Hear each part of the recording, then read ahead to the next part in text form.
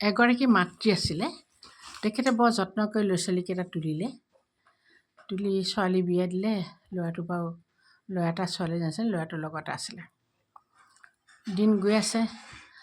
তাৰপিছত এদিন ল'ৰা বুঢ়াই কিবা প্লেন কৰি আৰু মাকক ক'লে, মা এই ঘৰটো এই ঠাইকণ তুমি বৰ ভাল নোপোৱা, কিবা আন্ধাৰ লাগে, ভালকৈ ৰ'দো নপৰে, আমি তোমাক অকণমান ভাল মুকলি ঠাইত ঘৰ এটা লৈ দিম, তুমি তালৈ যাবানে? মাকে তেতিয়া বুজি পোৱা নাই ক'ত যাব লাগিব। কৈছে, কিয় ইয়াত থাকিলে কি হয়? কৈছে, নালাগে, আমি এইটো বেয়াটোত আমিয়ে থাকোঁ, তোমাক য'ত থ'ম তাত তুমি তোমাৰ লগৰীয়া সমনীয়া বহুত মানুহ পাবা, তোমাৰ থাকি ভাল লাগিব, ব'লা আমি তালৈকে তোমাক লৈ যাম কালিলৈ, আৰু এই ঘৰটো আমাৰ, তুমি ইয়াত থাকিব নালাগে। মাকে একো নামাতিলে আৰু তেওঁ হাতত যিটো সাঁচতীয়া সম্পত্তি থকা বাকচ আছিল, বাকচটো ল'লে আৰু নাতিনীয়েক বোৱাৰীয়েক আৰু পুতেকৰ লগত গৈ যিটো ঘৰত থ'লেগৈ, বৰ ধুনীয়া ঘৰ এটা হয়, তাত তেওঁ থাকি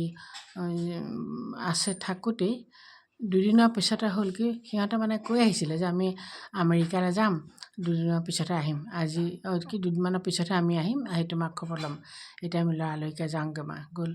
তাৰপিছত দুদিনৰ পিছতে পুতেক বোৱাৰীয়েক আৰু নাতিনীয়েক আহিল। যি সময়ত আহিছে সেই সময়ত মানুহগৰাকী থকা ৰুমটো তেনে আন্ধাৰ হৈ পৰিলে।